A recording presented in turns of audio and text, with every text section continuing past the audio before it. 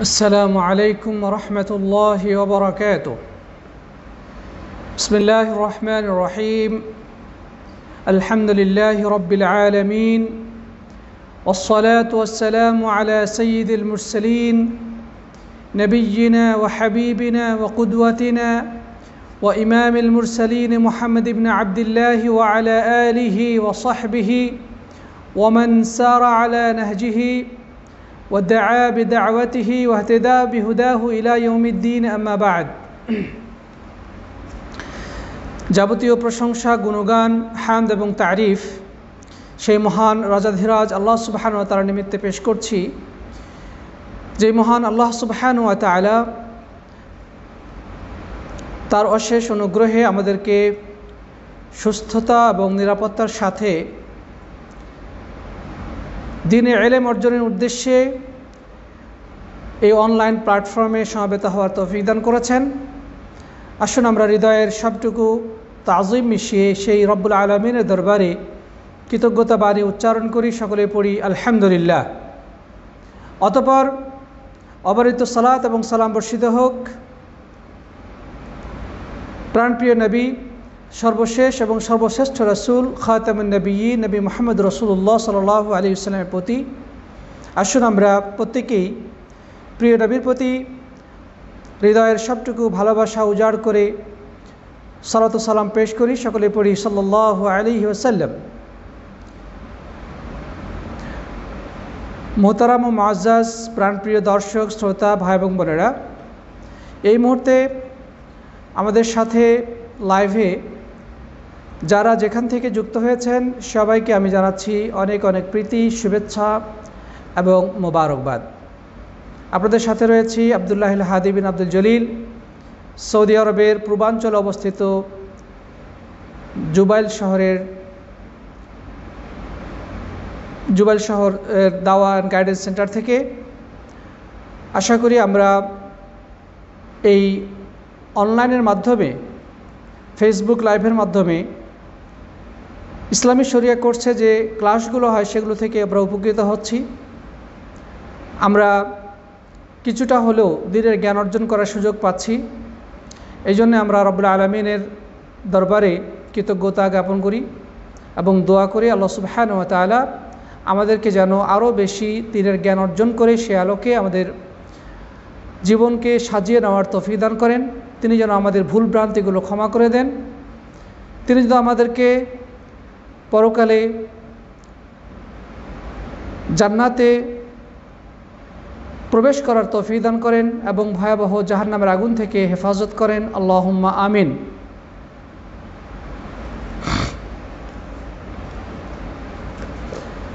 প্রাণপ্রিয় উপস্থিতি, আমরা ইসলামী শরিয়া কোর্সের লেভেল 1-এর হাদিস বিষয়ক সিলেবাস ইতোমধ্যে শেষ করেছি। আমরা আজকে থেকে তাওহীদ বিষয়ে আলোচনা শুরু করব ইনশাআল্লাহ তাআলা। ইতোমধ্যে আমরা আমাদের হোয়াটসঅ্যাপ গ্রুপ এবং টেলিগ্রাম গ্রুপে আমাদের তাওহীদ সিলেবাসের পিডিএফ কপি সরবরাহ করেছি এবং আমাদের এই পেজে বাংলা দাওয়া লাইভ নামক এই পেজেও আমরা এর পিডিএফ কপি সরবরাহ করেছি। আশা করি আপনারা সকলে তা ডাউনলোড করে নিয়েছেন। এর উপরে ভিত্তি করে ইনশাআল্লাহ আমাদের ক্লাসগুলো পরিচালিত হবে। তো আল্লাহ সুবহানাহু ওয়া তাআলা যেন আমাদের সবাইকে তাওহীদ বিষয়ক জ্ঞান অর্জন করার তৌফিক এনায়েত করেন। আমরা পড়ি আল্লাহুম্মা আমিন। প্রিয় দর্শক, শ্রোতা, সাথী, ভাই বন্ধুগণ, আমরা আজকে ইনশাআল্লাহ তাওহীদ বিষয়ক ক্লাস শুরু করতে চাই। এই বিষয়টি কতটা গুরুত্বপূর্ণ বা কেন আমরা এই বিষয়ে ক্লাস করছি বা ক্লাসে উদ্যোগ গ্রহণ করেছি, প্রিয় সাথী বন্ধুগণ, এর সংক্ষেপে উত্তর যদি আমরা দিতে চাই তাহলে বলবো যে পৃথিবীতে যত প্রকার ইলম রয়েছে, যত প্রকার জ্ঞান রয়েছে, সমস্ত জ্ঞানের যদি মূল বলা হয় বা সবচেয়ে মর্যাদাপূর্ণ সবচেয়ে গুরুত্বপূর্ণ জ্ঞান যদি বলা হয় তাহলে সেটা হচ্ছে তাওহীদের জ্ঞান, ইলমুত তাওহীদ। এর থেকে সম্মানজনক, এর থেকে মর্যাদাপূর্ণ, এর থেকে গুরুত্বপূর্ণ ইলম আর দ্বিতীয়টি নেই। আমরা শরিয়া বিষয়ক ইলমের কথাই যদি বলি, বিভিন্ন বিষয় রয়েছে। দুনিয়াবী বিষয় তো বাদেই, শরীয়তের যত প্রকার ইলম রয়েছে, যত প্রকার জ্ঞান রয়েছে, সমস্ত জ্ঞানের মূল ভিত্তি হচ্ছে এই তাওহীদের জ্ঞান। আল্লাহ সুবহানাহু ওয়া তাআলা আমাদেরকে সবার আগে এই জ্ঞান বিষয়ক নির্দেশনা দিয়েছেন যেন আমরা এই জ্ঞানটা অর্জন করি।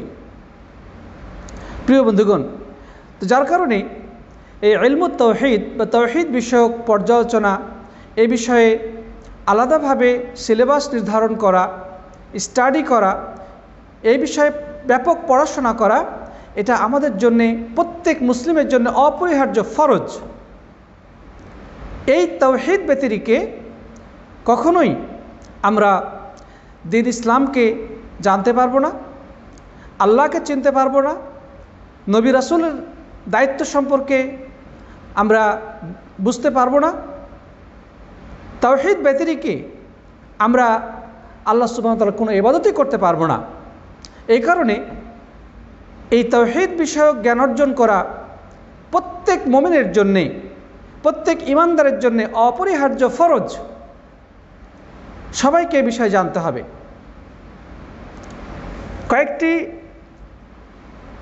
বিষয় যদি আমরা সামনে উপস্থাপন করি তাহলে বিষয়টি আরও একটু ক্লিয়ার হবে। আল্লাহ তাআলা আমাদেরকে যে সৃষ্টি করেছেন, আমরা যে পৃথিবীর বুকে এসেছি, এই পৃথিবীর বুকে আসার মেইন টার্গেট হচ্ছে আল্লাহ সুবহানাহু ওয়া তাআলার তাওহীদের বাস্তবায়ন ঘটানো। তার মানে এই পৃথিবীতে আগমনের মূল টার্গেট, মূল উদ্দেশ্যই হচ্ছে আল্লাহ সুবহানাহু ওয়া তাআলার তাওহীদের বাস্তবায়ন ঘটানো। নবী রাসূলদের আবির্ভাবের মূল উদ্দেশ্যই হচ্ছে এই তাওহীদের বাস্তবায়ন ঘটানো। সমস্ত আসমানি কিতাব যুগে যুগে কালে কালে সমস্ত পূর্ববর্তী উম্মতের উপরে যে আল্লাহ সুবহানাহু ওয়া তাআলা নাজিল করেছিলেন, তার মূল আহ্বান ছিল, মূল টার্গেট ছিল, মূল আলোচ্য বিষয় ছিল এই তাওহীদ। সাথী বন্ধুগণ, তাহলে আমরা এখান থেকেই এই তাওহীদের গুরুত্বটা উপলব্ধি করতে পারি। আল্লাহ সুবহানাহু ওয়া তাআলা কোরআনে কারীমের সূরাতুন নাহলের 36 নম্বর আয়াতে ইরশাদ করছেন, ওয়ালাকাদ বাআসনা ফি কুল্লি উম্মতি রাসূলা আন ইবুদুল্লাহ ওয়াজতানিবুত তাগুত, যে আমি তো প্রেরণ করেছি প্রত্যেক উম্মতের কাছে একজন করে বার্তাবাহক, এই নির্দেশনা দিয়ে যে তোমরা আল্লাহ সুবহানাহু ওয়া তাআলার ইবাদত করো এবং তাগুত থেকে দূরে থাকো। আল্লাহ সুবহানাহু ওয়া তাআলার ইবাদত করো এবং তাগুত থেকে দূরে থাকো, এটি প্রত্যেক নবী এবং রাসূল, প্রত্যেক আল্লাহর পক্ষ থেকে প্রেরিত দূতগণ তাদের কওমের কাছে, তাদের উম্মতের কাছে এই বার্তা পৌঁছে দিয়েছেন যে তোমরা আল্লাহ সুবহানাহু ওয়া তাআলার ইবাদত করো এবং তাগুত থেকে দূরে থাকো। এই যে এখানে বলা হলো যে আল্লাহ সুবহানাহু ওয়া তাআলার ইবাদত করো, মূলত এই ইবাদত করাটাই হচ্ছে তাওহীদের অপর নাম। মানে তাওহীদ এবং ইবাদত একটি অপরটির মানে সমর্থবোধক। যেটাই তাওহীদ সেটাই হচ্ছে ইবাদত। প্রিয় বন্ধুগণ, তাহলে আল্লাহ সুবহানাহু ওয়া তাআলা একদিকে বললেন যে ওমা খলাকতুল জিন্না ওয়াল ইনসা ইল্লা লিয়াবুদুন, যে মানুষ এবং জিনকে আমি সৃষ্টি করেছি আমার ইবাদত করার জন্যে। অর্থাৎ জিন এবং মানুষ তারা আল্লাহ রাব্বুল আলামিনের ইবাদত করবে, এই জন্যেই তিনি সৃষ্টি করেছেন এদেরকে। হ্যাঁ, পশু পাখি গাছপালা, এই সৃষ্টি জগতে যা কিছু আছে মানুষ এবং জিন ছাড়া এমনকি ফেরেশতা মণ্ডলী সবাই আল্লাহ সুবহানাহু ওয়া তাআলার একচ্ছত্রভাবে ইবাদত করে। তারা ইবাদতের ক্ষেত্রে এতটুকু ত্রুটি করে না। তাদের মধ্যে আল্লাহ রাব্বুল আলামিন নাফরমানি করার, আল্লাহর ইবাদত থেকে দূরে সরার, আল্লাহ রাব্বুল আলামিনের অবাধ্যত করার কোনো সম্ভাবনা নেই, কোনো সুযোগই নেই। কারণ আল্লাহ তাআলা তাদেরকে সেই প্রবণতা দেন নাই। তাদের মধ্যে সে ধরনের কোনো মানসিকতা আল্লাহ সুবহানাহু ওয়া তাআলা সৃষ্টি করেন নাই। পক্ষান্তরে আল্লাহ রাব্বুল আলামিন মানুষ এবং জিন জাতিকে আল্লাহ তাআলা ইবাদত করার জন্য সৃষ্টি করেছেন, পাশাপাশি আল্লাহর নাফরমানি করার প্রবণতা তার ভিতরে সৃষ্টি করেছেন। মানে আল্লাহ তাআলা ইবাদত করার যেমন আদেশ করেছেন, পাশাপাশি তার ভিতরে একটা কুপ্রবৃত্তি ঢুকিয়ে দিয়েছেন, একটা অপশক্তি আমাদের ভিতরে অহর্নিশ কাজ করে চলেছে, যার কারণে এই মানুষ এবং জিন জাতি, মানব এবং দানব জাতি, তারা আল্লাহ রাব্বুল আলামিনের ইবাদতের ক্ষেত্রে অবহেলা করে, অলসতা করে, অস্বীকার করে। কিন্তু তাদেরকে পাঠানোর টার্গেটই ছিল যে তারা যেন একমাত্র আল্লাহ সুবহানাহু ওয়া তাআলার ইবাদত করে। আর ইবাদত মানেই হচ্ছে তাওহীদ, মানে আল্লাহ তাআলার তাওহীদ বাস্তবায়ন করে, আল্লাহ রাব্বুল আলামিনের একত্ববাদের বাস্তবায়ন ঘটায়। কারণ তাওহীদ মানেই হচ্ছে একত্ববাদ। ওয়াহদা ইউহিদু তাওহীদান, মানে কোনো কিছুকে এক করা, একক করা। প্রিয় বন্ধুগণ, এই পৃথিবীতে মানুষ নানা কিছুর ইবাদত করে, অনেক বস্তুর ইবাদত করে। বস্তুবাদী অনেক জিনিস রয়েছে, অনেক বস্তু রয়েছে যেগুলো মানুষ ইবাদত করে। অনেকেই চাঁদের ইবাদত করে, অনেকেই সূর্যের ইবাদত করে, কেউ আগুনের ইবাদত করে, কেউ মাটির তৈরি মূর্তির ইবাদত করে, কেউ বা বিশেষ কিছু মানুষের ইবাদত করে। যেমন খ্রিস্টানরা আল্লাহর পক্ষ থেকে প্রেরিত দূত সম্মানিত রাসূল ঈসা আলাইহিস সালাম, তারা তাকেই মাবুদে রূপান্তরিত করেছে, তারই ইবাদত করে, তাকেই তারা রব বানিয়ে নিয়েছে। নাউজুবিল্লাহ। হিন্দুদের অসংখ্য অগণিত দেবদেবী রয়েছে, তারা সেগুলোর পূজা অর্চনা করে, সেগুলোর তারা ইবাদত করে। বুদ্ধিস্টরা গৌতম বুদ্ধের ইবাদত করে। এভাবে করে পৃথিবীতে যত ধর্ম রয়েছে, যত মতবাদ রয়েছে, সবাই নির্দিষ্ট একটা কোনো বস্তু বা কোনো ব্যক্তির পূজা অর্চনা করে, তার উপাসনা করে, তার ইবাদত করে। কিন্তু যিনি এই বিশ্ব চরাচরে একচ্ছত্র মালিক, খালিক, যিনি ওই চাঁদকে সৃষ্টি করেছেন, যিনি সূর্যকে সৃষ্টি করেছেন, যিনি অগ্নিকে সৃষ্টি করেছেন, যিনি এই পৃথিবীতে জীব জন্তু জড় পদার্থ সব কিছুর একচ্ছত্র সৃষ্টিকর্তা, যিনি মানুষকে সৃষ্টি করেছেন, যিনি ঈসা আলাইহিস সালামকে আল্লাহ রাসূল হিসেবে পৃথিবীর বুকে সৃষ্টি করেছেন, মারিয়মের গর্ভে তাকে দান করেছেন, তিনি মানবরূপে পৃথিবীকে এসেছেন। গৌতম বুদ্ধ একজন মানুষের সন্তান, সে মাতৃগর্ভে এসেছে এবং পিতামাতার মাধ্যমে সে মাতৃগর্ভে থেকে দুনিয়া এসেছে, সে বড় হয়েছে, একজন রাজা ছিল। প্রিয় বন্ধুগণ, সে তো কখনো উপাস্য হতে পারে না, কোনো একটা মানুষ তো কখনো উপাস্য হতে পারে না, মানুষ তো কখনো আমাদের দাসত্ব পাওয়ার হকদার হতে পারে না। সুতরাং বলবো যে দাসত্ব তো পাওয়ার হকদার সেই মহান সত্তা, যিনি সমগ্র বিশ্বচরের প্রতিটি ক্ষুদ্র ছোট বড় সব কিছুকে যিনি এককভাবে সৃষ্টি করেছেন। এটার নামই হচ্ছে তাওহীদ, যে সব কিছুকে বাদ দিয়ে এককভাবে নিরঙ্কুশভাবে আল্লাহ সুবহানাহু ওয়া তাআলা ইবাদত করা, এটাই হচ্ছে তাওহীদ। ইফরাদুল্লাহ তাআলা বিল ইবাদাহ। আলেমগণ বলেছেন তাওহীদের ব্যাখ্যায় যে ইবাদত বন্দেগীর ক্ষেত্রে একচ্ছত্রভাবে সমস্ত প্রকার ইবাদতকে আল্লাহর জন্য সাব্যস্ত করা, এটার নামই হচ্ছে তাওহীদ। আর এই জন্যই আল্লাহ রাব্বুল আলামিন আমাদেরকে সৃষ্টি করেছেন যে ওমা খলাকতুল জিন্না ওয়াল ইনসা ইল্লা লিয়াবুদুন। আর প্রত্যেক নবী এবং রাসূল তারা তো এই কথাটাই মানুষকে বোঝানোর জন্যে, মানুষের কাছে এই বার্তাটা পৌঁছে দেওয়ার জন্যেই আগমন করেছিলেন এবং তারা সে দায়িত্ব পালন করেছেন।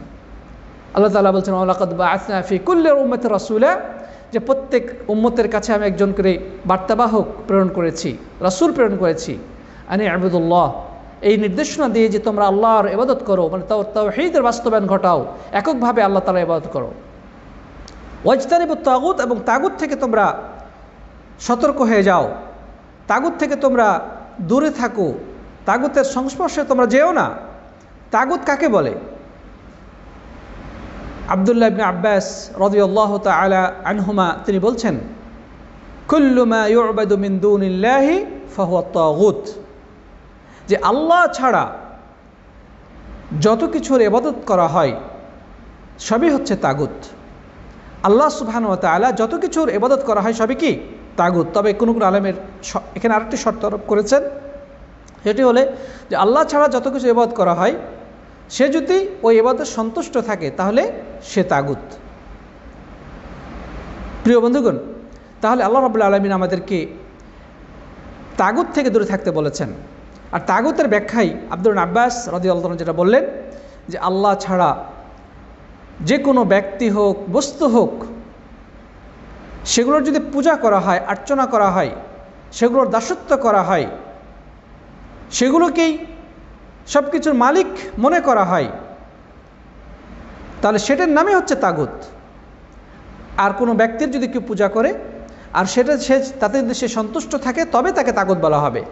যেমন ঈসা আলাইহিস সালাম, তাকে খ্রিস্টানরা পূজা করে ঠিক, কিন্তু ঈসা আলাইহিস সালাম কি তাতে সন্তুষ্ট ছিলেন? তিনি কি মানুষকে কখনো আহ্বান করেছেন যে তোমরা আমার পূজা করো, আমার দাসত্ব করো, তোমরা আমাকে রব হিসেবে মনে করো? এটা কি তখন কখনো তিনি বলেছেন? কখনো তিনি বলেন নাই। সুতরাং ঈসা আলাইহিস সালামের যদিও খ্রিস্টান সম্প্রদায় তার দাসত্ব বা তাকে রব হিসেবে গ্রহণ করে নিয়েছে, প্রভু হিসেবে তারা মেনে নিয়েছে, কিন্তু ঈসা আলাইহিস সালাম তাতে সন্তুষ্ট ছিলেন না। তিনি এই নির্দেশনা কাউকে দেন নাই, এবং ইনজিলের কোথাও একটিবারের জন্যও ঈসা আলাইহিস সালাম বলেননি যে আমি তোমাদের সৃষ্টিকর্তা, আমি তোমাদের উপাস্য, অতএব তোমরা আমাকে উপাসনা করো, আমার পূজা করো। তিনি একটিবারের জন্য এই নির্দেশ তার উম্মতকে দেন নাই। প্রিয় বন্ধুগণ, তাহলে মোট কথা হচ্ছে এই মানুষকে তারা পূজনীয় বানিয়েছে,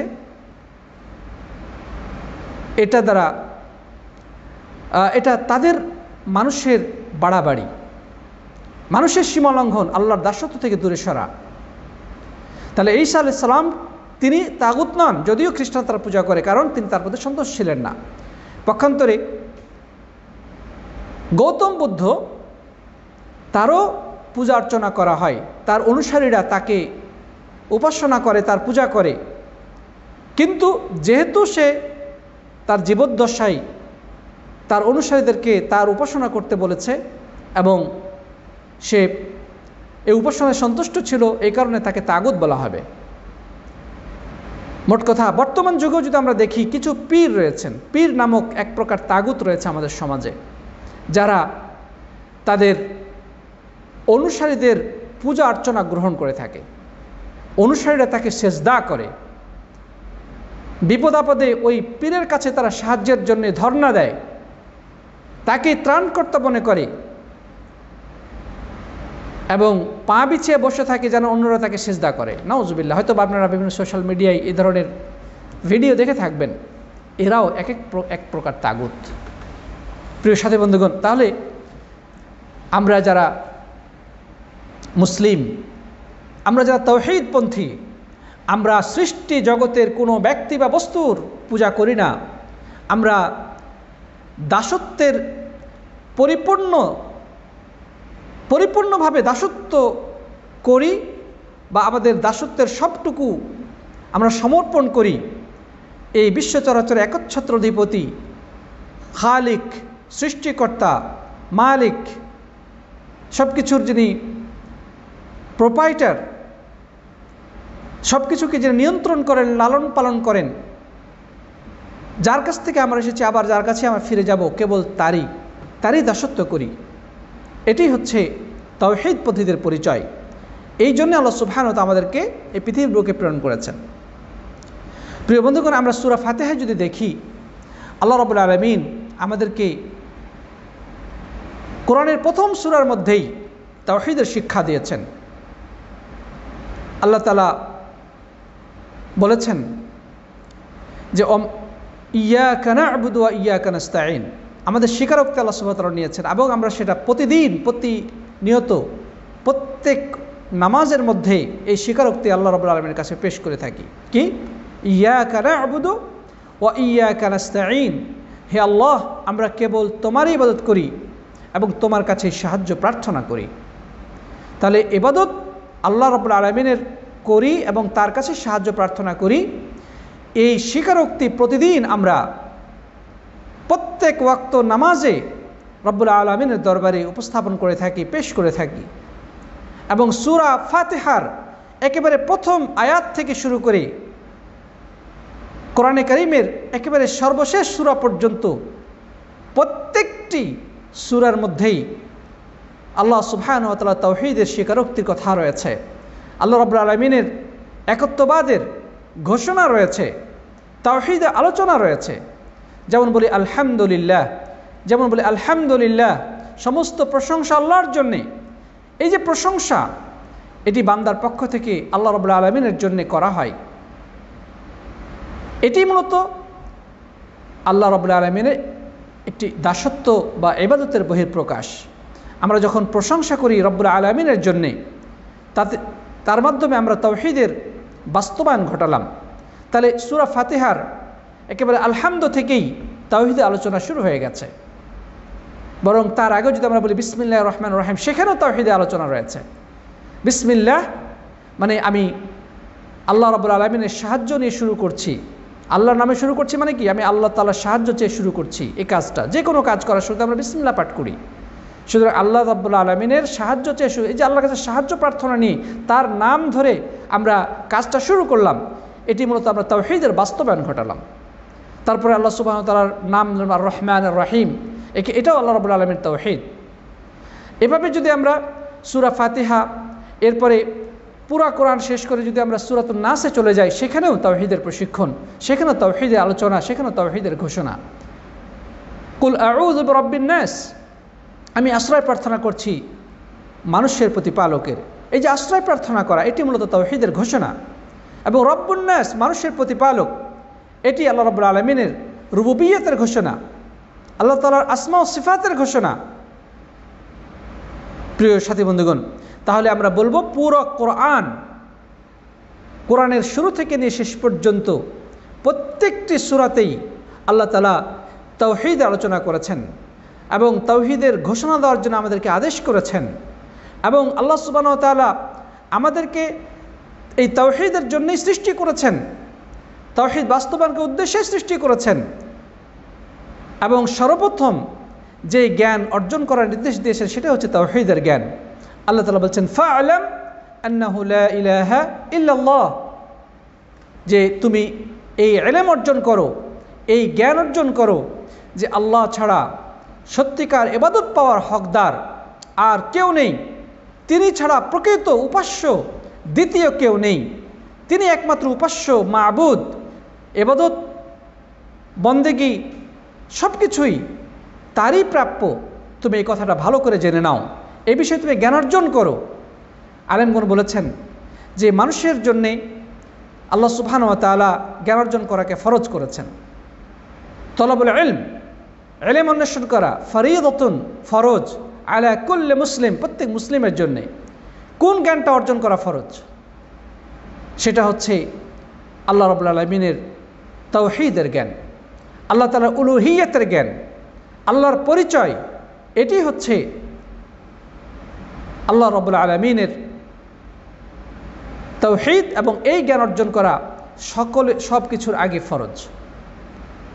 প্রত্যেকটি প্রাপ্তবয়স্ক মানুষের জন্যে এই ফরজ, এই জ্ঞান অর্জন করা সকলের জন্য। প্রিয় বন্ধুগণ, আমরা কত বিষয়ে পড়াশোনা করি, জ্ঞান অর্জন করি, কিন্তু দুর্ভাগ্য হলো সত্য যে এই তাওহীদ বিষয়ে আমরা সবচেয়ে বেশি উদাসীন, সবচেয়ে বেশি আমরা অবহেলার প্রদর্শন করে থাকি।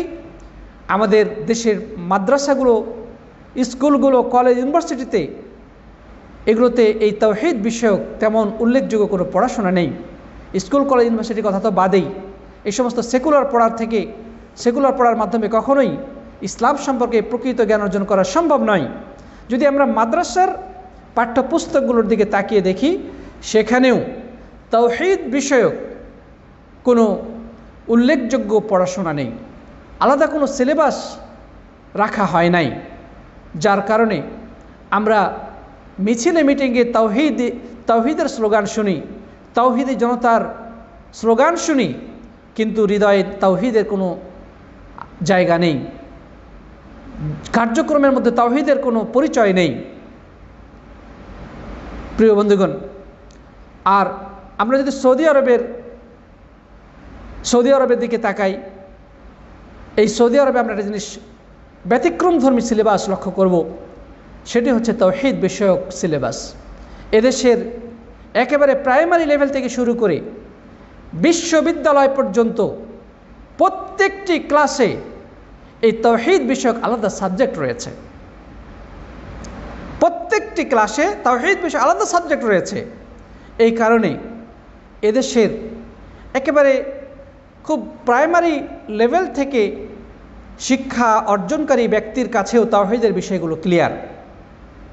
একেবারে সাধারণ এসএসসি, এইচএসসি পাশ করা পুলিশকেও যদি আপনি জিজ্ঞাসা করেন যে কবরে সেজদা করার হুকুম কি, গায়রুল্লাহর পায়ে সেজদা করার হুকুম কি, সে দ্ব্যর্থহীন ভাষায় তৎক্ষণাৎ জবাব দেবে এটা হচ্ছে শিরক। প্রিয় বন্ধুগণ, তার মানে এদেশের সাধারণ মানুষ থেকে শুরু করে একেবারে সর্বস্তরের মানুষের মাঝে এই তাওহীদের আলোচনা প্রচার রয়েছে। এদেশের রেডিও, টেলিভিশন, এদেশের পত্র পত্রিকা, সর্বস্তরে এই তাওহীদ বিষয়ক আলোচনা ব্যাপকভাবে হয়ে থাকে, আলেম ওলামাগণ করে থাকেন।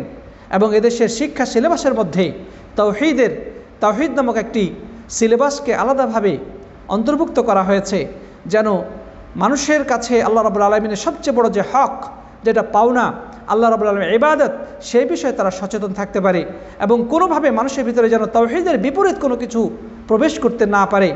আল্লাহ রাব্বুল আলামিন এই দেশের শাসন ব্যবস্থাকে আল্লাহ রাব্বুল আলামিন যেন হেফাজত করেন, সকল ষড়যন্ত্রের মোকাবেলায় তাদেরকে অবিচল রাখেন। এবং এদেশে যে শিক্ষা সিলেবাস তৈরি করা হয়েছে মানুষকে তাওহীদ শিক্ষা দেওয়ার জন্যে, আল্লাহ রাব্বুল আলামিন যেন সেটিকে কবুল এবং মঞ্জুর করেন এবং সেটাকে যেন কিয়ামত পর্যন্ত অবিচল রাখেন। আমরা রব্বুল আলামিনের কাছে সেই দোয়া করছি। প্রিয় সাথী বন্ধুগণ, তো যাই হোক, তো আমরা তাওহীদ বিষয়ে আরও পরবর্তীতে আরও আলোচনা শুনবো, এর গুরুত্ব সম্পর্কে আরও কথা শুনবো। তো আমরা এই পর্যায়ে যে জানবো সেটা হচ্ছে যে কোনো কিছু বিষয়কে ভালোভাবে বুঝতে হলে সেটাকে যদি ক্লাসিফিকেশন করা হয়, মানে এটাকে বিভিন্নভাবে পার্ট করে বোঝার চেষ্টা করা হয়, তবে সেটা বুঝতে সহজ হয়। এই জন্য উলামা ইকরাম কোরআন এবং হাদিস স্টাডি করে তারা এই তাওহীদকে 3 ভাগে ভাগ করেছেন। কোরআন এবং হাদিসের বিভিন্ন আলোচনা থেকে তারা তাওহীদকে 3 ভাগে ভাগ করেছেন আমাদের বুঝার সহজার্থে। আমরা যেন সহজে তাওহীদকে ভালোভাবে বুঝতে পারি, এর বিভিন্ন দিকগুলো সম্পর্কে জ্ঞান অর্জন করতে পারি। এই জন্যে মুহাক্কিক উলামায়ে কেরাম কোরআন হাদিস ঘেঁটে তাওহীদকে 3 ভাগে বিভক্ত করেছেন। এটি আমাদের সকলেরই জানা দরকার। সেই তাওহীদ 3 প্রকার কি কি? আমরা অনেক কিছুই জানি বা অনেক বিষয় লেখাপড়া করি। আসুন আমরা এই তাওহীদ বিষয়টা নিয়ে আরও বেশি পড়াশোনা করার চেষ্টা করি, আরও বেশি জ্ঞান অর্জন করার চেষ্টা করি। এই ছাড়া কোনো বিকল্প নেই, মুক্তির কোনো পথ নেই। আপনি যতবারই ইবাদত গুজার হন, খুব দিনদার পরেজগার, কিন্তু তাওহীদ বিষয়ে আপনার সমস্যা থেকে গেছে, শিরক এবং তাওহীদের মাঝে আপনি পার্থক্য করতে শিখেননি, আপনার সব কিছুই ব্যর্থ, সব কিছুই অর্থহীন হয়ে যেতে পারে। তাই প্রিয় বন্ধুগণ, আসুন আমরা তাওহীদের বিভিন্ন যে ব্যাখ্যা বিশ্লেষণ আলেমদের লিখনী বই পুস্তক থেকে পড়ার চেষ্টা করি। তো যাই হোক, আমাদের নির্ধারিত সিলেবাস যেটা আপনাদেরকে সরবরাহ করা হয়েছে, পিডিএফ দেওয়া হয়েছে, আশা করি সেখানে আপনারা এই আলোচনাগুলো পাবেন। মৌলিক আলোচনাগুলো সেখানে রয়েছে, সেগুলো আপনারা দেখবেন এবং এ বিষয়ে আরও বেশি জানার চেষ্টা করবেন। আল্লাহ তাআলা সবাইকে তৌফিক দান করুন। তো যাই হোক, যেটা বলছিলাম যে তাওহীদের প্রকারভেদ। তাওহীদ 3 প্রকার। তাওহীদ কয় প্রকার? 3 প্রকার। এক নম্বর হচ্ছে তাওহীদুর রুবুবিয়্যাহ, তাওহীদুর রুবুবিয়্যাহ। আরেক প্রকার হচ্ছে তাওহীদুল উলুহিয়্যাহ। আরেক প্রকার হচ্ছে তাওহীদুল আসমা ওয়াস সিফাত। তাওহীদুর রুবুবিয়্যাহ, তাওহীদুল উলুহিয়্যাহ এবং তাওহীদুল আসমা ওয়াস সিফাত। এগুলো নিয়ে আমরা ইনশাআল্লাহ বিস্তারিত আলোচনা করব সামনে, আল্লাহ যদি তৌফিক এনায়েত করেন। তাওহীদুর রুবুবিয়্যাহ বলতে কি বোঝায়? আমরা এই শব্দের দিকে তাকালেই এটার একটা পরিচয় পেয়ে যায়। রুবুবিয়্যাহ, তাওহীদ মানে হচ্ছে একত্ববাদ, আর রুবুবিয়্যাহ এই শব্দটা এসেছে রব থেকে। যেমন আলহামদুলিল্লাহি রব্বিল আলামিন, সমস্ত প্রশংসা ওই আল্লাহর জন্যে যিনি জগৎসমূহের প্রতিপালক। এই যে রব, এই রব শব্দ থেকে এসেছে রুবুবিয়্যাহ। প্রিয় বন্ধুগণ, তাহলে তাওহীদুর রুবুবিয়্যাহ বলতে কি বোঝায়? তাওহীদুর রুবুবিয়্যাহ বলতে বোঝায় যে রব হিসেবে আল্লাহকে এক বলে বিশ্বাস করা। রব হিসেবে আল্লাহকে এক বলে বিশ্বাস করা। তো রব হিসেবে বলতে কি বোঝায়? প্রিয় বন্ধুগণ, রব বলতে বোঝায় যে সৃষ্টি করা, প্রতিপালন করা, নিয়ন্ত্রণ করা এবং এটা সার্বিক সকল ক্ষেত্রে এটার পরিচালনা করা। রব বলতে বোঝায়, রব তো সেই সত্তা যিনি সৃষ্টি করেন, প্রতিপালন করেন এবং নিয়ন্ত্রণ করেন, যার হাতে রয়েছে সব কিছুর সার্বভৌমত্ব, তিনি হচ্ছেন রব। তাহলে তাওহীদুর রুবুবিয়্যাহ বলতে বোঝায় যে আল্লাহ সুবহানাহু ওয়া তাআলাকে সৃষ্টিকর্তা হিসেবে, লালন পালনকারী হিসেবে, নিয়ন্ত্রক হিসেবে এবং সার্বভৌম মালিক হিসেবে বিশ্বাস করা। এটা কি বলা হয়? তাওহীদুর রুবুবিয়্যাহ। সৃষ্টি, লালন পালন, নিয়ন্ত্রণ, পরিচালনা এবং সার্বভৌমত্বের মালিকানা ইত্যাদি ক্ষেত্রে আল্লাহ সুবহানাহু ওয়া তাআলাকে একক সত্তা হিসেবে বিশ্বাস করা, এটি হচ্ছে তাওহীদুর রুবুবিয়্যাহ। আমরা এখানে একটা জিনিস খেয়াল করছি যে সৃষ্টি করা, লালন পালন বা প্রতিপালন করা, নিয়ন্ত্রণ করা, পরিচালনা করা, সব কিছুর উপর তার মালিকানা প্রতিষ্ঠা করা, এই কাজগুলো মূলত কার? আল্লাহর পক্ষ থেকে হচ্ছে। এই সবগুলো কাজ কার পক্ষ থেকে হচ্ছে? আল্লাহর পক্ষ থেকে। মানে এই বিশ্ব চরাচরকে সৃষ্টি করেছেন আল্লাহ সুবহানাহু ওয়া তাআলা। তিনি সব কিছুর প্রতিপালন করেন, তিনি সব কিছু নিয়ন্ত্রণ করেন, তিনি সব কিছুর পরিচালনা করেন এবং সব কিছুর মালিকানা তার হাতে ন্যস্ত রয়েছে। তাহলে বোঝা গেল যে এই সবগুলো কর্ম কার দ্বারা সংগঠিত হচ্ছে?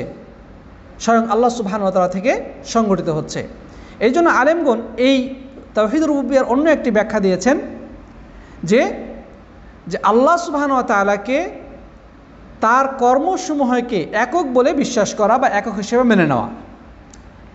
আল্লাহর কর্মে আল্লাহকে এক হিসেবে মেনে নেওয়া বা বিশ্বাস করা, এটাই হচ্ছে তাওহীদুর রুবুবিয়্যাহ। তাহলে আমরা দুই ধরনের ব্যাখ্যা পেলাম, যদিও ভিন্ন ভিন্ন কোনো ব্যাখ্যা নয়, একই কথা দুই ভাবে আমরা উল্লেখ করেছি যে তাওহীদুর রুবুবিয়্যাহ এটা শাব্দিক অর্থ হচ্ছে রব হিসেবে আল্লাহকে এক বলে বিশ্বাস করা। এটা ব্যাখ্যা পারিভাষিক অর্থে আমরা এইভাবে বলতে পারি যে সৃষ্টি, লালন পালন, পরিচালনা, নিয়ন্ত্রণ এবং সার্বভৌম মালিকানার ক্ষেত্রে আল্লাহ সুবহানাহু ওয়া তাআলাকে একক হিসেবে বিশ্বাস করা বা মেনে নেওয়া, এটি হচ্ছে তাওহীদুর রুবুবিয়্যাহ। অন্য কথায় বলা যেতে পারে যে আল্লাহর কর্মসমূহে আল্লাহকে এক বলে স্বীকার করা, বিশ্বাস করা, মেনে নেওয়া, এটাই হচ্ছে তাওহীদুর রুবুবিয়্যাহ। ইনশাআল্লাহ আমরা তাওহীদুল উলুহিয়া বা আসমা ও সিফাত এই নিয়ে সামনে আলোচনা করব। তো আমরা আজকে যেটা পেলাম তাওহীদুর রুবুবিয়্যার পরিচয় এবং এর সংজ্ঞা। প্রিয় বন্ধুগণ, এখন কথা হচ্ছে যে আল্লাহ তাআলাকে এককভাবে যদি আমরা সৃষ্টিকর্তা হিসেবে বিশ্বাস করি, বিশ্বাস করলাম যে আল্লাহ তাআলাই সৃষ্টি করেছেন, তিনি লালন পালন করেন, তিনি আমাদেরকে খাদ্য পানীয় সরবরাহ করেন, তিনি জীবন দেন, তিনি মৃত্যু দেন, সব পরিচালনা তার হাতে ন্যস্ত রয়েছে, তাহলে কি এটি পূর্ণাঙ্গ তাওহীদ হলো? কখনোই না। এটা তাওহীদের একটা অংশ হলো, একটা পার্ট, এটা পূর্ণ তাওহীদের পরিচয় নয়। তাহলে পূর্ণ পরিচয় পেতে হলে আমাদেরকে আরও দুই প্রকার যে তাওহীদ রয়েছে সেই দুইটি প্রকার সম্পর্কেও জানতে হবে, যেগুলো ইনশাআল্লাহ আমরা পরবর্তীতে বা অন্যান্য ক্লাসগুলিতে জানার চেষ্টা করব। তো প্রথম প্রকার যে তাওহীদ বা তাওহীদের যে প্রথম পার্ট, সেই বিষয়টি নিয়ে আমরা আলোচনা করি। তো মূলত এই যে আল্লাহ তাআলাকে সৃষ্টিকর্তা হিসেবে বিশ্বাস করা বা নিয়ন্ত্রক পরিচালক বিশ্বাস করা, এই বিষয়টি নিয়ে আমাদের মাঝে মানে মুসলিমদের মাঝে এবং অন্যান্য যে সমস্ত ধর্মাবলম্বী রয়েছে বা অন্য যে সমস্ত ধর্ম পৃথিবীর বুকে রয়েছে তাদের মাঝে খুব একটা পার্থক্য নেই। আরবের মুশরিকরাও এই তাওহীদ রুবুবিয়্যার ক্ষেত্রে মুসলিমদের সাথে একমত ছিল, মানে তাদের সাথে এই বিষয়ে তেমন কোনো সাংঘর্ষিকতা ছিল না।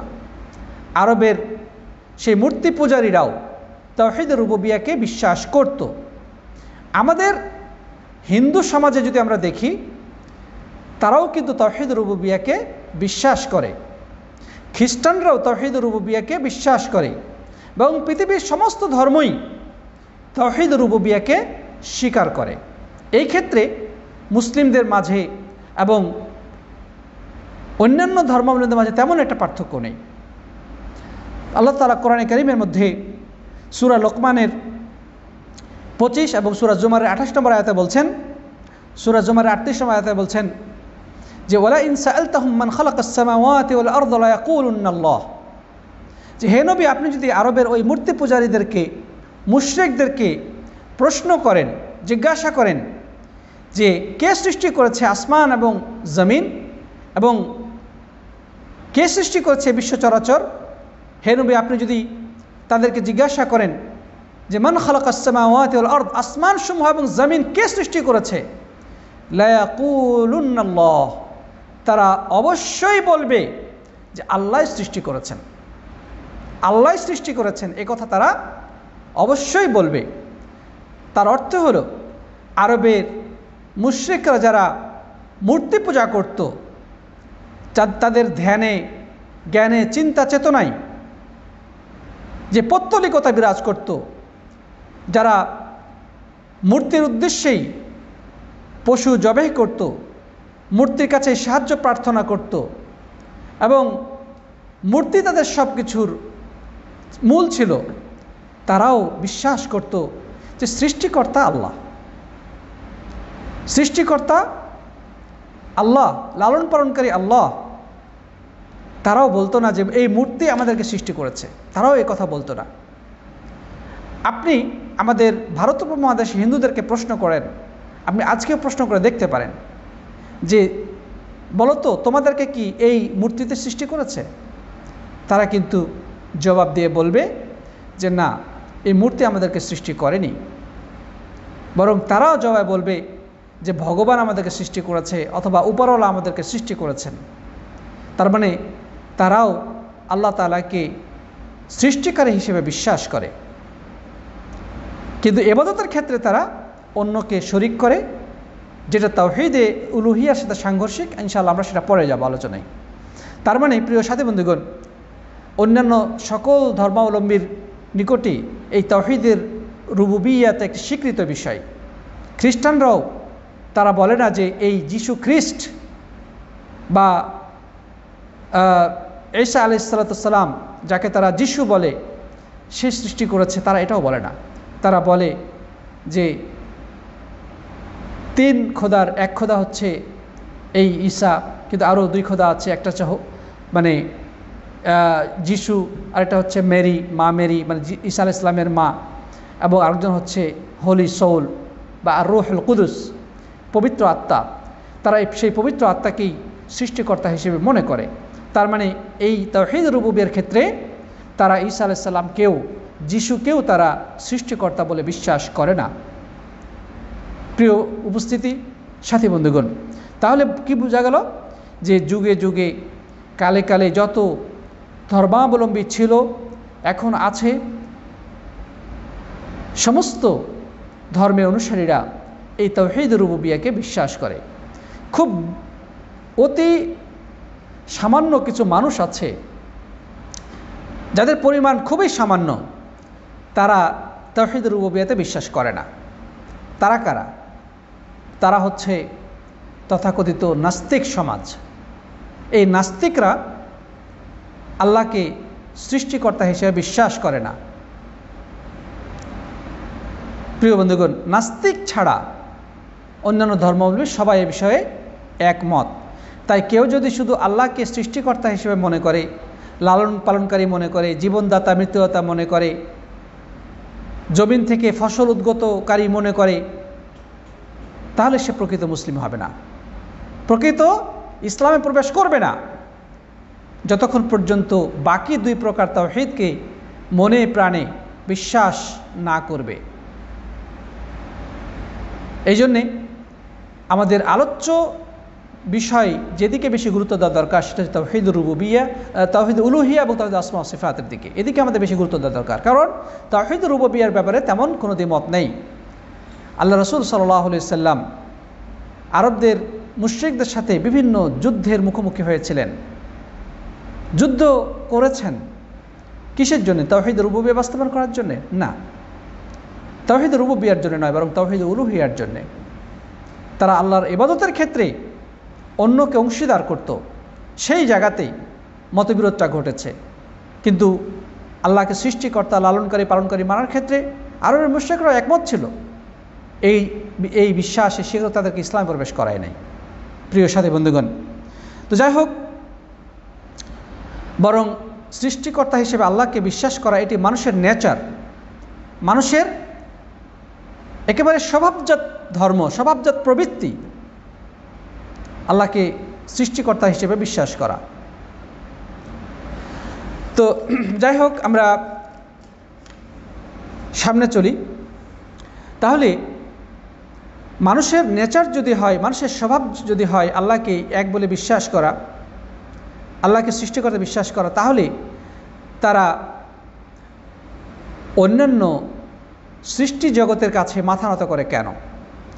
পূজা অর্চনা করার ক্ষেত্রে তারা কেন অন্যকে অংশীদার করে?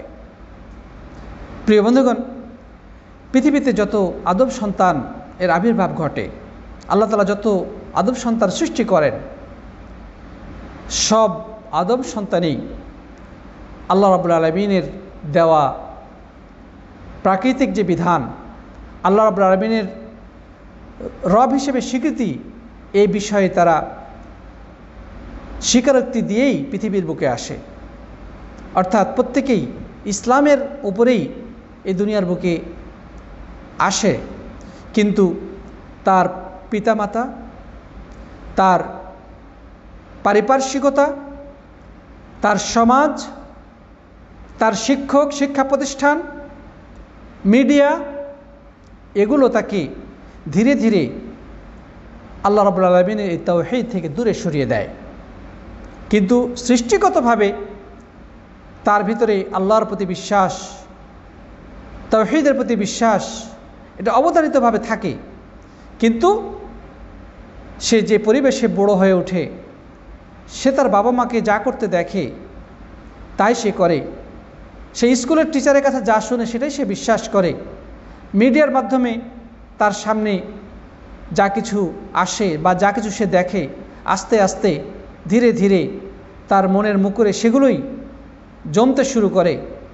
এক পর্যায়ে সে দিন থেকে দূরে সরে যায়, তাওহীদের পথ থেকে দূরে সরে যায়। প্রিয় বন্ধুগণ, রাসূল করিম সাল্লাল্লাহু আলাইহি ওয়াসাল্লাম এই বিষয়টি স্পষ্ট করেছেন সহিহ বুখারীর এই হাদিসটির মধ্যে। তিনি বলেছেন, মা মিন মাউলুদিন ইউলাদু আলাল ফিতরা মা মিন মাউলুদিন ইল্লা ওয়া ইউলাদু আলাল ফিতরা ফাআবাওয়াহু ইউহাফিদানিহি আও ইউনাসসিরানিহি আও ইউমাজ্জিসানিহি।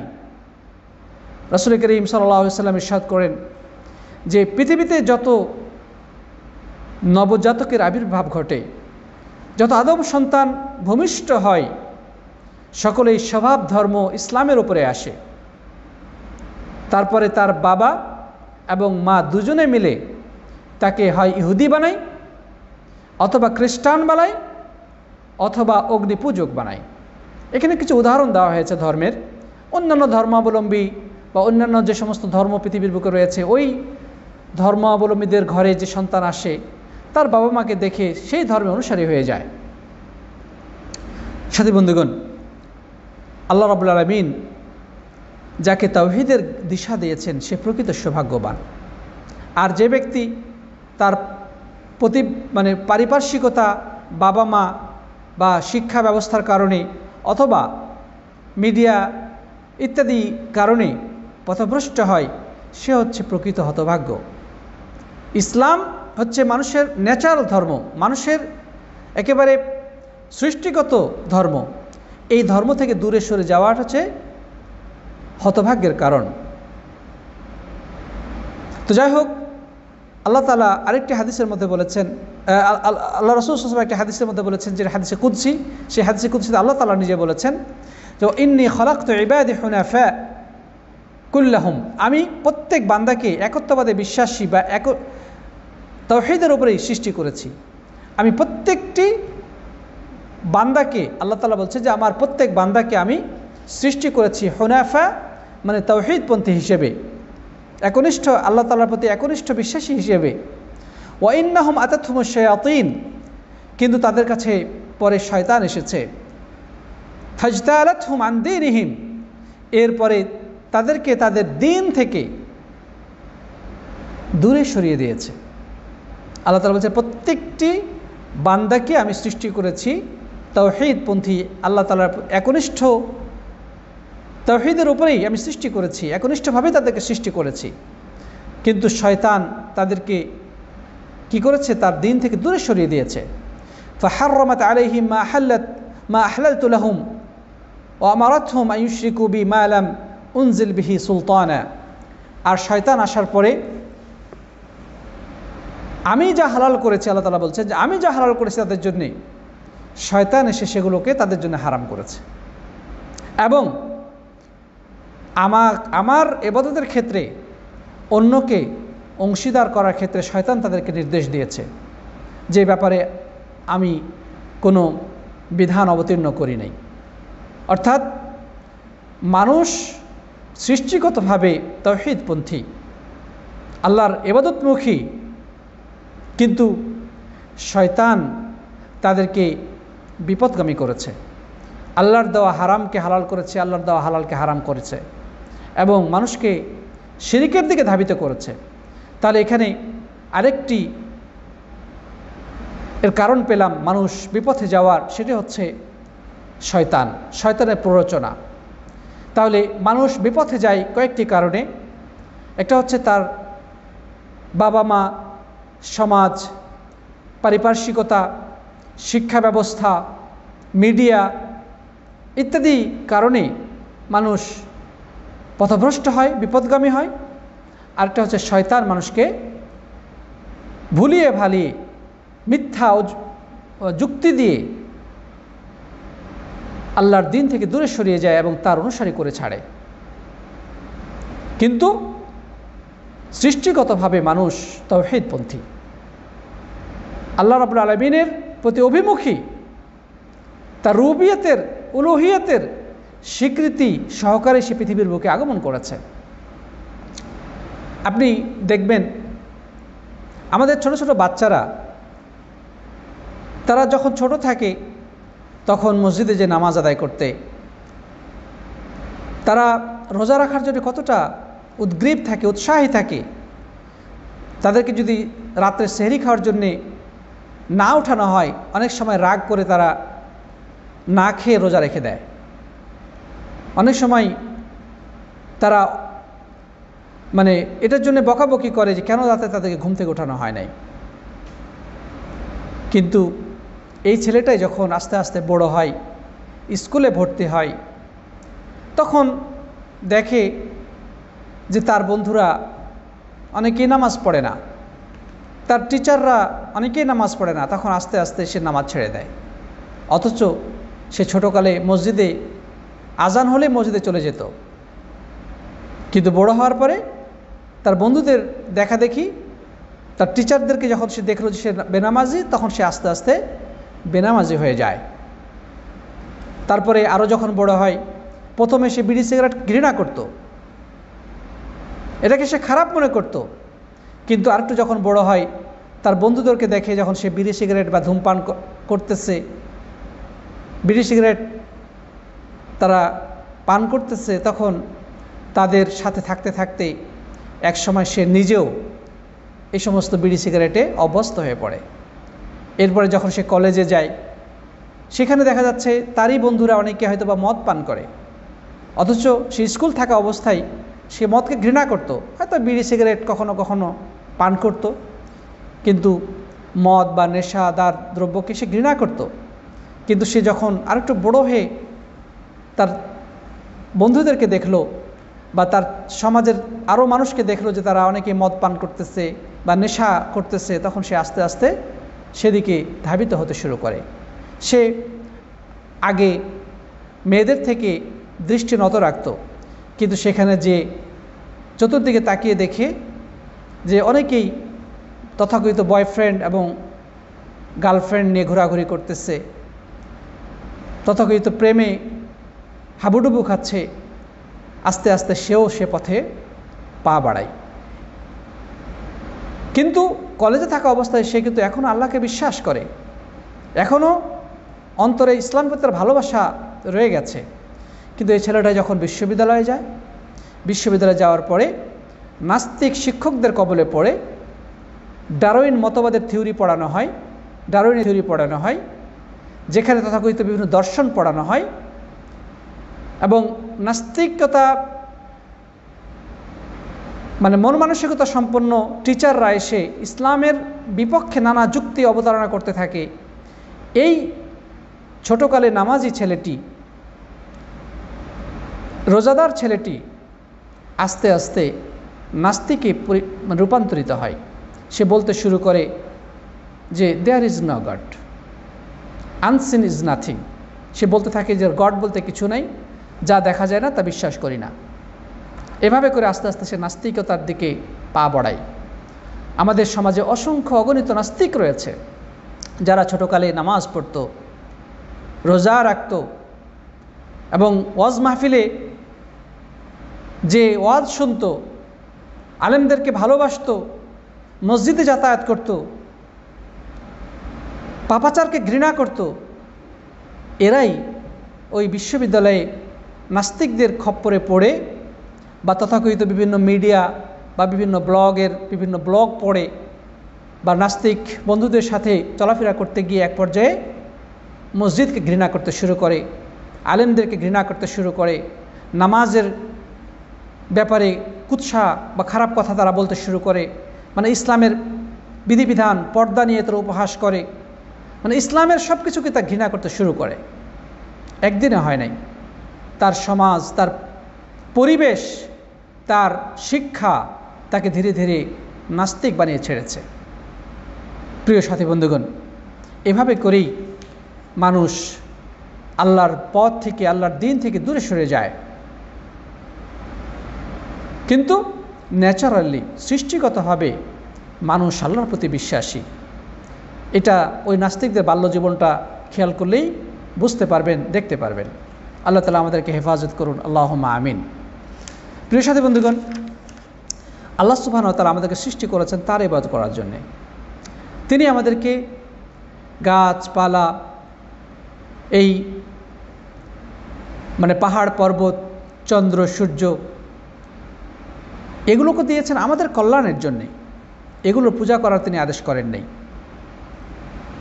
বরং আল্লাহ রাব্বুল আলামিন কোরআনের বিভিন্ন জায়গায় বলেছেন যে তোমরা এমন কিছুর পূজা করছো যেগুলো তোমার কোনো উপকারও করতে পারবে না, কোনো ক্ষতি করতে পারবে না। প্রিয় বন্ধুগণ, যদি আরবের মুশরিকদেরকে প্রশ্ন করা হয় বা আল্লাহ রাসূল সাল্লাল্লাহু আলাইহি ওয়াসাল্লাম তাদেরকে প্রশ্ন করেছিলেন যে তোমরা কেন পূজা করো, কেন এই মূর্তির পূজা করো, তারা জবাবে কি বলেছিল? যে না, আমরা আসলে আল্লাহরই পূজা করি, কিন্তু আমরা এগুলোর পূজা করি আল্লাহর নৈকট্য অর্জনের ক্ষেত্রে এরা সহায়তা করবে, এরা আল্লাহর নৈকট্য প্রাপ্তির ক্ষেত্রে মিডিয়া বা মাধ্যম হিসেবে কাজ করবে, এই কারণে আমরা এগুলো পূজা করি। আপনি যদি হিন্দুদেরকে প্রশ্ন করেন যে তোমরা তো বিশ্বাস করো যে এই সমস্ত মূর্তি তোমাদেরকে সৃষ্টি করেনি, তোমাদেরকে একজন ভগবান সৃষ্টি করেছেন, উপরওয়ালা তোমাদের সব কিছু নিয়ন্ত্রণ করেন, তাহলে পূজা তোমরা কেন করছো? তখন তারা কি জবাব দেবে? যে এদেরকে খুশি করতে পারলে ভগবান খুশি হবে, তিনি সন্তুষ্ট হবেন, তিনি আমাদেরকে স্বর্গে পৌঁছিয়ে দেবেন, নরক থেকে রক্ষা করবেন। তার মানে তাদের বিশ্বাসটাও এটাই। আল্লাহ তাআলা কোরআনে কারীমের মধ্যে এই বাস্তবতাকে উল্লেখ করেছেন। আল্লাহ তাআলা বলছেন, মা না'বুদুহুম ইল্লা লিয়ুকাররিবুনা ইলাল্লাহি যুলফা। আরবের মুশরিকরা জবাবে বলেছিল যে এই সমস্ত দেবদেবী বা মূর্তির পূজা আমরা এই জন্যই করি যে এরা আল্লাহ রাব্বুল আলামিনের নৈকট্য অর্জনে সাহায্য করে, আল্লাহ তাআলার নৈকট্য প্রাপ্তিতে আমাদেরকে সাহায্য করে। তার মানে এরা আল্লাহর নৈকট্য অর্জনের ক্ষেত্রে, তার ভালোবাসা পাওয়ার ক্ষেত্রে এগুলো সহায়ক ভূমিকা পালন করে। এগুলো মিডিয়া, শুধু ওসিলা, মাধ্যম, যেটাকে বর্তমানে আমরা অনেক মুসলিম ওসিলা নাম দিয়েছি। এই ওসিলার দোহাই দিয়ে আরবের মুশরিকরা মূর্তি পূজা করত। এই মাধ্যমের ওসিলা দিয়ে বর্তমানে হিন্দুরা মূর্তি পূজা করে, আর এই মাধ্যম বা ওসিলার দোহাই দিয়ে বর্তমানে অনেক মুসলিম পীর পূজা করে। যদি ওই পীর পূজারীকে প্রশ্ন করেন, যারা কবরের কাছে সাহায্যের জন্য ছুটে যায়, সেই কবরে শায়িত ব্যক্তির কাছে রোগ ব্যাধি বা জীবনের সফলতার জন্যে, পরীক্ষায় উত্তীর্ণ হওয়ার জন্যে অথবা সন্তানের জন্য ছুটে যায়, তাদেরকে যদি প্রশ্ন করেন যে এই যে কবরে শায়িত ব্যক্তি, সে কি তোমার এই সমস্ত আশা পূরণ করতে পারবে? এরা কি সেই ক্ষমতা রাখে যে তোমার চাহিদাগুলো তারা পূরণ করবে? তখন তাদের পক্ষ থেকে এই জবাবটাই পাবেন যে আমরা তো এদের কাছে চাই না, আমরা তো এদের কাছেই সন্তান চাই না, আমরা তো চাই আল্লাহর কাছেই, কিন্তু এরা শুধু মাধ্যম, মিডিয়া, ওসিলা, এদের ওসিলাই চায়। কারণ এরা আল্লাহর ওলি, আল্লাহর প্রিয় লোক, এদের কাছে, এদের মাধ্যম হয়ে আমরা আল্লাহর কাছে চাই। প্রিয় বন্ধুগণ, এই কথাটা মূলত আরবদের মুশরিকদের কথার সাথে হুবহু মিল। তারা এই কথাই বলেছিল, এই যুক্তি দিয়ে তারা মূর্তি পূজা করত যে আমরা ইবাদত করি শুধুমাত্র এই সমস্ত মূর্তির আল্লাহর নৈকট্য অর্জনের জন্য, এরা নৈকট্য অর্জনের মাধ্যম, এরা আল্লাহ রাব্বুল আলামিনের ভালোবাসা পাওয়ার ক্ষেত্রে সাহায্য করবে, এতটুকুই, এই জন্য আমরা করি। কারণ তারাও জানে যে এই যে লাত, উজ্জা, মানাত, যে বড় বড় হবল মূর্তিগুলো রয়েছে, এগুলো কিন্তু একসময় সমাজে মানুষ হিসেবে পরিচিত ছিল, তারা মানুষ ছিল, তারা মারা যাওয়ার পরে তারা সেগুলো মূর্তি তৈরি করেছিল এবং তারা মনে করে যে এরা খুব সৎ মানুষ ছিল। এদেরকে খুশি করলে, এদের ওসিলা দিয়ে, এদের মাধ্যমে আমরা ভগবানের বা আল্লাহর সন্তুষ্টি অর্জন করতে পারবো বা তার নৈকট্য হাসিল করতে পারবো। আমাদের সমাজের মূর্তি পূজারী যারা আছে হিন্দু, তারা তো আছেই। আমাদের মুসলিমদের ভিতরে যারা কবর পূজারী আছে, পীর পূজারী আছে, তাদেরও কিন্তু যুক্তি একটাই যে আমরা আল্লাহর কাছেই তো চাই, আল্লাহরই ইবাদত করি, এরা শুধু মাধ্যম, মিডিয়া, ওসিলা, এদের মাধ্যমে আমরা আল্লাহর কাছে চাই। এদের সাথে আল্লাহর একটা হট রিলেশন আছে, একটা গভীর সম্পর্ক আছে, এদের মাধ্যমে চাইলে আল্লাহ আমাদেরকে দিবেন। আরবদের মুশরিকদের ওই যুক্তি এবং বর্তমান কবর পূজারী মুশরিকদের এই যুক্তির মাঝে কোনো ডিফারেন্স নাই। বরং কোনো আলেম তো বলেছেন যে আরবের মুশরিকদের থেকে বর্তমান যুগের মাজার পূজারীরা আরও নিকৃষ্ট বেশি। কেন? মুশরিকরা তো ইট পাথর দিয়ে তৈরি করা একটা মূর্তিকে সামনে নিয়ে পূজা করে। হিন্দুরা তাদের হাতের কাদামাটি খড়কুটা দিয়ে তৈরি রং মাখিয়ে শাড়ি কাপড় পরিয়ে তারা একটা অবয়বকে সামনে দাঁড় করিয়ে তারপরে তার উপাসনা করে, পূজা করে, তার সামনে ঢোল তাবলা বাজায়, একটা দৃশ্যমান তাদের সামনে কিছু একটা থাকে। কিন্তু মাজার পূজারী যারা, তাদের মূর্তি কিন্তু মাটির তলে শায়িত, হয়তো বা পচে গলে শেষ হয়ে গেছে, জানি না কি অবস্থায় আছে, হয়তো তার অস্তিত্বই নাই, হয়তো বা হাড্ডি পর্যন্ত মাটির সাথে মিশে গেছে, কে জানে, আল্লাহ পাকে ভালো জানেন। তাহলে ওদের পূজা ছিল একটি সামনে সুন্দর একটা অবয়বকে রেখে। কিন্তু আমাদের নামধারী মুসলিমদের মাঝে কিছু কবর পূজারী রয়েছে, তাদের মূর্তি হচ্ছে মাটির নিচে পচা হাড্ডি, তারা পচা হাড্ডির কাছে তারা আরাধনার হাত বাড়ায়। নাউজুবিল্লাহ মিন যালিক। প্রিয় বন্ধুগণ, আল্লাহ তাআলা মূর্তি পূজারীদের অসারতা উল্লেখ করেছেন ইব্রাহিম আলাইহিস সালাম এর কথোপকথনের মাধ্যমে। আল্লাহ সুবহানাহু ওয়া তাআলা সূরা শুআরার ৬৯ থেকে ৭৪ নম্বর আয়াতে ইব্রাহিম আলাইহিস সালামের এই কথাগুলো আলোচনা করেছেন। আল্লাহ তাআলা বলছেন, ওয়াতলু আলাইহিম নাবা ইব্রাহিম, আপনি তাদের কাছে ইব্রাহিমের বৃত্তান্ত শুনিয়ে দিন, আরবের মুশরিকদের কাছে ইব্রাহিম আলাইহিস সালামের বৃত্তান্ত শুনিয়ে দিন। ইয ক্বালা লিআবিহি ওয়া কওমিহি মা তা'বুদুন, তিনি যখন বললেন তার বাবাকে এবং তার সম্প্রদায়কে যে তোমরা কিসের ইবাদত করছো, তখন ক্বালু না'বুদু আসনামান, তখন তারা জবাবে বলল যে আমরা তো মূর্তির ইবাদত করছি। ফানাযাল্লু লাহা আকিফিন, আমরা এগুলোকে নিষ্ঠার সাথে আঁকড়িয়ে ধরে থাকি। কল, ইব্রাহিম সাল্লাল্লাহু আলাইহি জবাব দিয়ে বললেন, কি জবাব দিলেন? হাল ইয়াসমাউনাকুম ইয তাদউন, তোমরা যখন এদেরকে ডাকো এরা কি তোমাদের আওয়াজ শুনতে পায়? তোমাদের ডাকি তাদের কর্ণকুহরে পৌঁছে? আও ইয়ানফাউনাকুম আও ইয়াদুররুন, অথবা এরা কি তোমাদের কোনো উপকার করতে পারে বা কোনো ক্ষতি করতে পারে? ক্বালু বাল ওয়াজাদনা আবাআনা কাযালিকা ইয়াফআলুন, তাদের জবাব কি ছিল? তাদের যুক্তির কোনো উত্তর ছিল না। প্রশ্ন করা হলো যে তোমরা যে মূর্তির পূজা করছো এগুলো কি তোমাদের ডাক শুনে কিনা, তোমাদের আওয়াজ তাদের কানে পৌঁছে কিনা, তোমাদের কোনো ক্ষতি করতে পারে কিনা, উপকার করতে পারে কিনা? তাদের যৌক্তিক কোনো উত্তর নেই। তাদের উত্তর ছিল যে না, এসব আমরা এত কিছু বুঝি না, এভাবেই আমাদের বাপদাদাদেরকে করতে দেখেছিলাম, আমার বাপদাদারা এটা করত, তাদেরকে দেখেছি, আমরাও সেই পথেই পরিচালিত হচ্ছি। বাস, এটাই তাদের অ্যান্সার। এটার নামই হচ্ছে তাকলিদ বা অন্ধ অনুসরণ। আপনি যদি হিন্দুদেরকে জিজ্ঞাসা করেন ওই একই উত্তর পাবেন, আমাদের বাপদাদারা যা করেছে আমরা তাই করতেছি। খ্রিস্টানদেরকে প্রশ্ন করেন একই উত্তর পাবেন। সমস্ত ধর্মাবলম্বী যারা অন্যের পূজা উপাসনা করে, শিরিক করে, তাদের উত্তরটা একটাই, যে আমাদের বাপদাদাকে পেয়েছি, তাদেরকে দেখেছি, আমরাও সে পথেই আছি। বাস, এটাই তাদের অ্যান্সার। যৌক্তিক কোনো অ্যান্সার তাদের কাছে নেই। প্রিয় সাথী বন্ধুগণ, যারা চাঁদ, সূর্য বা বিভিন্ন নক্ষত্রের পূজা করে, আল্লাহ তাআলা তাদের জবাব দিয়ে বলছেন যে মিন আয়াতিহিল লাইল ওয়ান নাহার ওয়াশ শামসু ওয়াল কমার, আর এই চন্দ্র, সূর্য, রাত, দিন, এগুলো তো আল্লাহর নিদর্শন। আল্লাহ তাআলার পরিচয় পাওয়ার জন্য এগুলো নিদর্শন, যে তিনি এগুলোকে পরিচালনা করেছেন, সৃষ্টি করেছেন, এগুলোকে নিয়ন্ত্রণ করছেন, এগুলো আল্লাহর পরিচয়, আল্লাহর নিদর্শন। লা তাসজুদু লিশ-শামসি ওয়ালা লিল কমার, যে তোমরা সেজদা করো না কোনো চাঁদের উদ্দেশ্যে বা কোনো সূর্যের উদ্দেশ্যে।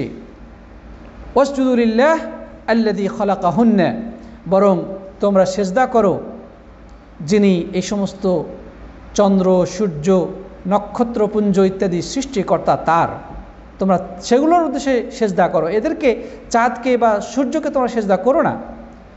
ইন কুনতুম ইয়াহু তা'বুদুন, তোমরা যদি শুধুমাত্র আল্লাহর ইবাদত করো, তা আল্লাহ যদি তোমরা ইবাদত করো তাহলে এগুলো কেন পূজা করছো?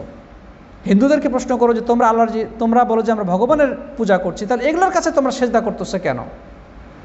চন্দ্র পূজারী তোমরাও যদি বলে থাকো যে আমরা আল্লাহর পূজা করি, তাহলে এগুলোর কাছে তোমরা কেন মাথা নত করতেছো? আল্লাহ তাআলা সেটাই বললেন যে লা তাসজুদু লিশ-শামসি ওয়ালা লিল কমার, যে তোমরা সেজদা করো না সূর্যের কাছে এবং চাঁদের কাছে, বরং ওয়াসজুদু লিল্লাহিল্লাযী খালাকাহুন্না, বরং এগুলোকে যিনি সৃষ্টি করেছেন তার উপাসনা করো, তার সেজদা করো, তার উদ্দেশ্যে তোমরা ইবাদত করো। প্রিয় বন্ধুগণ, ঈসা আলাইহিস সালামের যারা পূজা করে আল্লাহ তাআলা তাদের জবাব দিয়ে বলছেন, আন্না ইয়াকুন লাহু ওয়ালাদ আলাম তাকুন লাহু ওয়ালাম তাকুন লাহু সাহিবা। তোমরা বলো যে ঈসা হচ্ছে আল্লাহর পুত্র। আল্লাহর পুত্র কোথা থেকে আসবে? আল্লাহর তো কোনো স্ত্রী ছিল না, আল্লাহ তাআলার তো কোনো সঙ্গিনী ছিল না, স্ত্রী ছিল না যে তিনি পূজা করবে, যে তিনি তার থেকে সন্তান পৃথিবীর বুকে আসবে। আল্লাহ তাআলা জবাব দিলেন যে না, আল্লাহ রাব্বুল আলামিন তিনি হচ্ছেন সঙ্গী মুক্ত, সঙ্গিনী, তার কোনো সঙ্গিনীর দরকার নেই। সূরা ফাতিহার মধ্যে, সূরা ইখলাসের মধ্যে আল্লাহ তাআলা বলেছেন, কুল হুয়াল্লাহু আহাদ আল্লাহুস সামাদ লাম ইয়ালিদ ওয়া লাম ইউলাদ, তিনি নিজে জন্মগ্রহণ করেননি, কাউকে জন্ম দেন নাই। সুতরাং ঈসা আলাইহিস সালামকে তোমরা আল্লাহর পুত্র মনে করো, এর থেকে বড় ভ্রান্তি আর কি হতে পারে? প্রিয় সাথী বন্ধুগণ, ঈসা আলাইহিস সালামের পূজাকারী খ্রিস্টান সম্প্রদায় আলাদা জবাব দিলেন। তাহলে যাই হোক, এভাবে করে আল্লাহ সুবহানাহু ওয়া তাআলা যারা আল্লাহ ছাড়া অন্যের ইবাদত করে, দাসত্ব করে, তাদেরকে তিনি বিভিন্ন যুক্তি দিয়ে বুঝিয়েছেন, তাদের জবাব দিয়েছেন। কিন্তু সৌভাগ্যবান তো তারাই যারা আল্লাহ রাব্বুল আলামিনের সেই আহ্বানকে মনে প্রাণে গ্রহণ করেছে। আর হতভাগ্য তো তারাই যারা অন্ধ অনুসরণে বাপদাদার পথে নিজের জীবনকে পরিচালিত করে দিয়েছে। পরিশেষে বলবো, আল্লাহ রাব্বুল আলামিনের পরিচয় লাভ করা, তাকে রব হিসেবে বিশ্বাস করা, তার রুবুবিয়তের স্বীকৃতি প্রদান করা, তার উলুহিয়াতকে মনে প্রাণে ধারণ করা, তার নাম এবং গুণাবলীর প্রতি বিশ্বাস রাখা তাওহীদপন্থী মুমিনদের জন্য বিশাল সৌভাগ্যের কারণ। এর বিপরীতে যাওয়াই হচ্ছে ধ্বংসের কারণ, শয়তানের পথ, প্রবৃত্তির অনুসরণ। আল্লাহ তাআলা আমাদের সবাইকে শয়তানের পদাঙ্ক অনুসরণ থেকে, কুপ্রবৃত্তির অনুসরণ থেকে হেফাজত করেন এবং একচ্ছত্রভাবে, একনিষ্ঠভাবে যেন আমরা আল্লাহ রাব্বুল আলামিনকে রব হিসেবে বিশ্বাস করে, খালিক, মালিক, সব কিছু নিয়ন্ত্রক, পরিচালক হিসেবে বিশ্বাস করে তার ইবাদতের পথে আমাদের জীবনকে অতিবাহিত করতে পারি, সেই তৌফিক আল্লাহর কাছে কামনা করছি। আল্লাহ রাব্বুল আলামিন আমাদের সবাইকে তাওহীদ এর উপরেই মৃত্যুবরণ করার তৌফিক এনায়েত করেন, আল্লাহুম্মা আমিন। যারা এতক্ষণ আলোচনায় ছিলেন সবাইকে অনেক অনেক ধন্যবাদ এবং মোবারকবাদ জানিয়ে আজকের তাওহীদের প্রথম ক্লাস থেকে বিদায় নিচ্ছি। ইনশাআল্লাহ কথা হবে আগামী রবিবার যথাসময়ে। হ্যাঁ, অনেকেই প্রশ্ন করছেন যে, বলতেছেন যে এখন আজানের সময় বা আমাদের দেশে ঈশার নামাজের সময়, কিন্তু আন্তরিকভাবে আমি দুঃখিত, কারণ আমাদের সব সময়গুলোকে অ্যাডজাস্ট করা যাচ্ছে না। আমার এখানে কিছু সমস্যা রয়েছে এর পরে করতে গেলে বা আগে করতে গেলে, এই জন্যে আপনাদেরকে একটু সময়টাকে অ্যাডজাস্ট করে নিতে হবে। আপনারা নামাজ পড়ে নেবেন, নামাজ পড়ে এসে শুনবেন, অথবা যেটুকু ছুটে গেছে সেটুকু আপনারা পরবর্তীতে লাইভ রেকর্ড সংরক্ষিত রিপোর্ট থেকে আপনারা শুনে নেবেন। হ্যাঁ, অনেকেই সময় বলেছেন 7:30 বা অথবা 9টা। আমি দেখেছি আপনাদের এই মেসেজগুলো, কিন্তু আসলে আমার এখানেও কিছু সমস্যা রয়েছে, এই কারণে এই সময়টু এভাবে অ্যাডজাস্ট করা যাচ্ছে না বলে আন্তরিকভাবে দুঃখিত। তো যাই হোক, আপনারা একটু নিজেরা বিষয়টাকে আপনাদের সাথে মিলিয়ে নেবেন, যেটুকু পারবেন ক্লাস করবেন, যেটুকু সম্ভব হবে না আপনার পরে সেটুকু শুনে নেবেন। আলহামদুলিল্লাহ ফেসবুকে সবগুলো সংরক্ষিত থাকছে। তো আমাদের হোয়াটসঅ্যাপ গ্রুপগুলোতে বা টেলিগ্রাম গ্রুপে আমরা এই ভিডিওর MP3 রেকর্ড আমরা দিয়ে থাকি, সেখান থেকেও আপনারা শুনে নেবেন। এবং আমাদের PDF যেটা আপনাদের কাছে দেওয়া হয়েছে সেটাও আপনারা পড়বেন। ইনশাআল্লাহ এর মাধ্যমে আশা করি এ বিষয়ে ভালো জ্ঞান অর্জন করতে সক্ষম হবেন। আল্লাহ তাআলা সবাইকে তৌফিক দান করুন, আল্লাহুম্মা আমিন। জাযাকুমুল্লাহু খাইরান।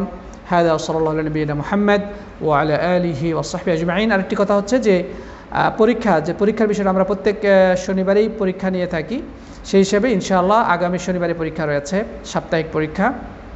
আর সেই সাপ্তাহিক পরীক্ষাটা হবে হাদিসের যে সর্বশেষ 2টি ক্লাস সেটির উপরে, তাওহীদের ক্লাসের উপরে পরীক্ষা শনিবারে হবে না। এটা ইনশাআল্লাহ আজকের ক্লাস এবং পরবর্তী আরও যে 3টা ক্লাস হবে তাওহীদের, সবগুলো মিলিয়ে 4টা ক্লাসে পরীক্ষা একসাথে হবে। তারপরের শনিবারে, আগামী শনিবারে হাদিসের পরীক্ষা হবে।